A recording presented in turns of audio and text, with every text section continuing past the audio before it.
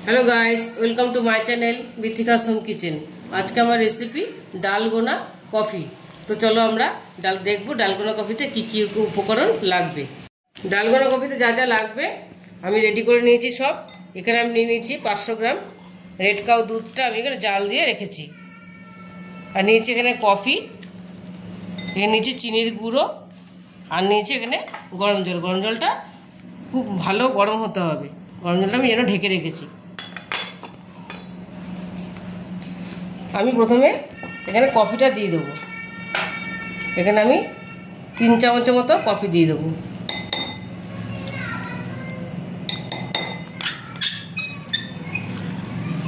তিন চামচ মতো কফি আছে এখানে দিয়ে দিলাম আমি। এবার এর মধ্যে আমি দিয়ে দেবো গরম জলটা। গরম জলটা বুঝে দেবে, খুব বেশি দেওয়া যাবে না, হালকা একটুখানি গাঢ় গাঢ় হবে।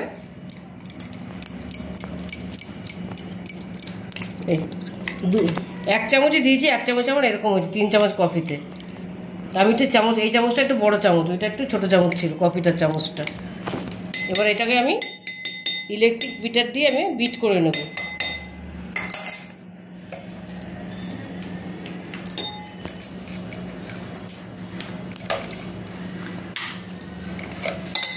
দেখো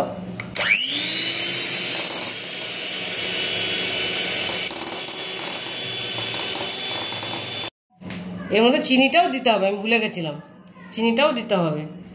3 চামচ আমি কফি নিয়েছি, চিনিটা আমি গুঁড়ো করে নিয়েছি, তাহলে ভালো হবে। 2 চামচ, 3 চামচ, তোমরা মিষ্টি বুঝে দেবে যে যেরকম খাও। আমি এখানে 4 চামচের মতন দিলাম 3 চামচ কফিতে। এবার এটা তুমি গুলিয়ে নেবো।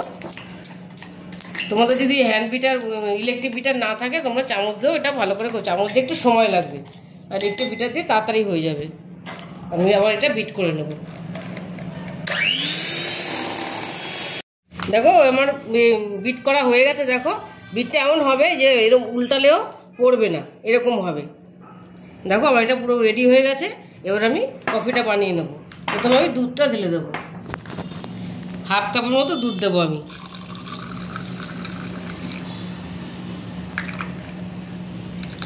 হাফ কাপের মতো দুধ দিলাম। এবার দুধটা আমি ঢেলে নিয়েছি। এবার এটাকে আমি একটুখানি বিট করে নেব দুধটাকে।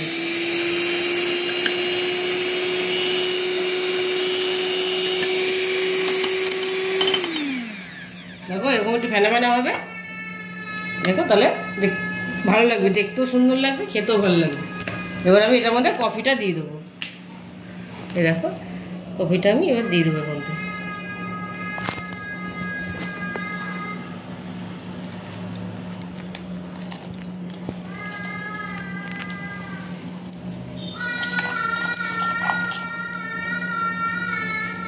দেখো ডালগোনা কফিটা আমার রেডি হয়ে গেছে। দেখো দেখতে কি ভালো লাগছে। এটা দেখতে যেমন ভালো হয়, খেতে তেমনই ভালো হয়। আর তোমাদের আরেকটা কথা বলা হয়নি, দুধটা আমি একদম উষ্ণ গরম নিয়েছি, এটা বেশি গরম হলে চলবে না। আর দেখো ফোমটা এরকম ভাসবে। আমি যেমন ফোমটা এভাবে করেছি তোমরা সেভাবেই করবে। দেখো এরকম ভাসলে খুব ভালো লাগবে খেতে। আর এটা একটুখানি গুলিয়ে, এটার মধ্যে গুলিয়ে খেতে হবে। দেখো রেসিপিটা তোমরা বাড়িতে অবশ্যই ট্রাই করবে, দেখো ভীষণ ভালো হয়।